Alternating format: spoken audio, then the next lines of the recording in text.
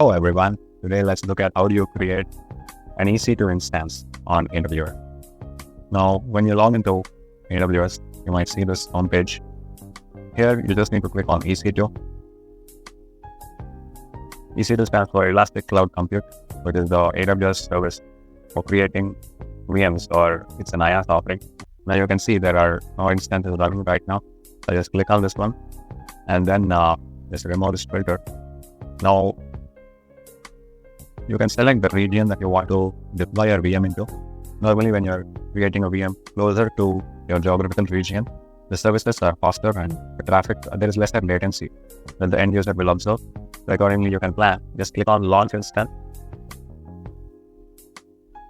Now here you can give your name, your VM any name like my real instance.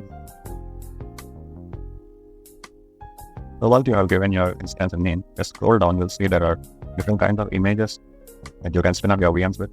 Some of them will be paid and some of them are free. So here you can just select the most simple one, Amazon Linux, and ensure that it is part of the free tier eligible. Otherwise you'll be charged for it. Then just scroll down. So here you can just select the architecture. I'm going to leave it as default for now. For simple applications, they should really not matter. And then instance type, just make sure that this is also free tier eligible. So I'm selecting T2 micro. You have other options also like T2 small, T2 medium, but you can see they are not free tier eligible. This is what you're looking for. If you're just using it for R&D or just using it to learn, then you have to use something called as a key pair. Key pair is basically for you to be able to log into that VM. You have already created a VM previously, then you can see that the previous keys will be available here. Otherwise, you can just click on new key pair and just click create key pair. Just give it a name, new key pair, something. And just click create key pair. Make sure that wherever you're trying to SSH from, this key is available in that particular directory, especially when you're using the SDK. And then you need to use the network setting. This is where you can create a security group. Network security groups are basically like a NIC level firewall, which you can use to regulate traffic. Now you can see we have only, by default, it's only allowing SSH traffic and the source is anywhere. But you can also allow HTTPS, HTTP based on whatever your application is and whatever the ports that need to be running on your system. Then this network and subnetwork, you can edit these. If you want to have multiple VPCs running, you have multiple sublets, then you can select where you want to deploy it. You can see here, the availability zone is changing when you change the subnet. So let's just leave it default for now and auto assign public IP. Public IP is for you to be able to access your VM from the internet. I'm going to select the previous security group. If I scroll down, you have storage. Storage you can also increase as per your requirement or decrease as per your requirement. So volume is smaller than snapshot, must be at least 8. So the minimum for kind of VM that we are selecting is at least 8.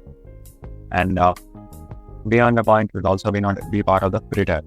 So in storage you have SSDs and HDDs, solid state drive, and HDDs, hard disk drive. Based on your application, the performance will be determined by whether you're going for SSD. There's a trade-off between cost and performance. If you want high performance applications, then we generally prefer SSD. So I'll just click on launch instance now.